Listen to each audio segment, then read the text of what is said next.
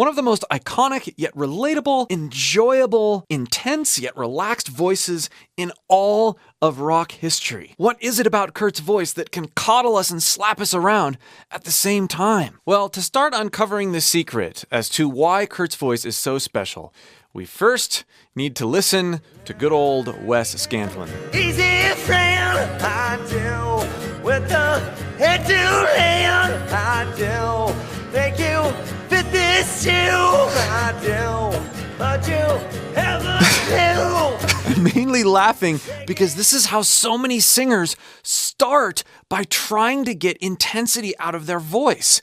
They actually tense up, which is the opposite of the intensity that we love. Listen to, and more importantly, watch Kurt in the same section. I need an easy friend, I do, with the head to land, I do, think you fit this shoe, I do, but you have a clue. You hear the pain, you hear rasp, you hear intensity in both voices. But look at how Kurt he's relaxed, right? His face it's almost deadpan. Wes's face is not that way. It's pained, it's striving. There's a complete disconnect between the experience he's having and the experience we have as a listener.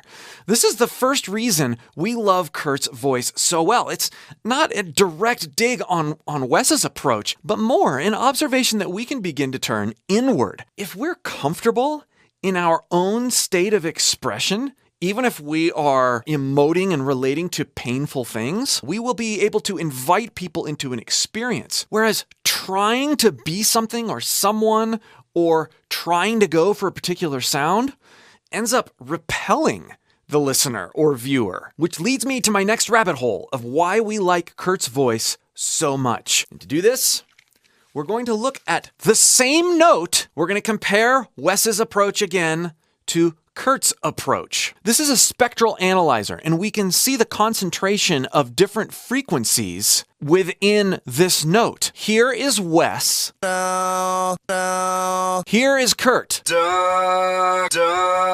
And you say, great, Chris, they sound different and they look different. What are we looking at and why? Well, we have to take the way they were recorded into account, but let's look at Wes's spectrograph here. A high concentration of the fundamental tone. There is some emphasis here in harmonics. That's what we're looking at. We're looking at harmonics when we go up this graph. But look at Kurt's. You can see that we have a good concentration down here of the fundamental pitch, but look at how much more pronounced certain harmonics are. There is heat up here, even on the same note. Natural harmonic distortions, like what we see in Kurt's voice, is what draws many ears to the sound of records instead of purely digital recordings. There's a small chorusing effect on Kurt's voice, and Wes's voice is way brighter.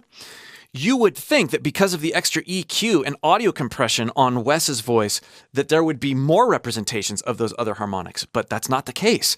The harmonic richness that comes out of a single note from Kurt is far greater than what we see and hear with Wes. There's also tuning on Wes's voice, which you can hear, and there's not tuning on Kurt's voice. We don't know it when we're listening. There's this thing that happens when tuning is in the mix, even if it's subtle. It disconnects us from the person who is singing. This doesn't mean that Wes has a bad voice, but it does mean that it's been curated and tamed in a way that Kurt's has not. Let's listen to some short, isolated passages that give away even more about what we like about Kurt's voice. Wes? 'Cause I am lost without you, I cannot live at all. Can you take it all away? Can you take it all away? I hear precision. I hear pitch precision. I hear timing precision. Some good intensity on the higher layers there. It's precise to the sterile degree. Kurt. Reproductive glands has one who likes all our pretty songs, and he likes to sing along, and he likes to shoot his gun. There's a floppiness, the presence of imprecision and relaxation. I find myself breathing easier as I listen to Kurt's section than I do Wes's section. I want more of this. He knows how to move his placement, resonance, and air around without involving muscles that don't need to be involved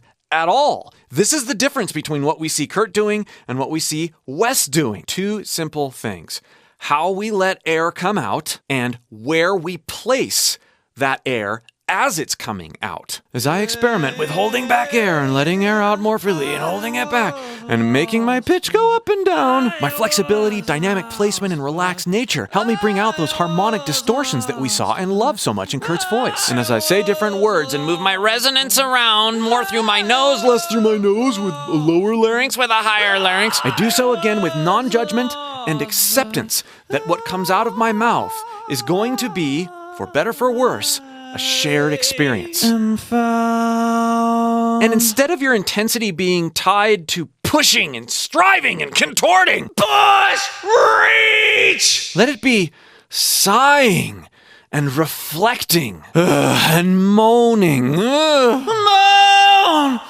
bask. Let this sort of passivity, let this sort of experiential mindset and attitude infiltrate and encompass everything you do. If you want more help with this, click the link below and join my free voice course.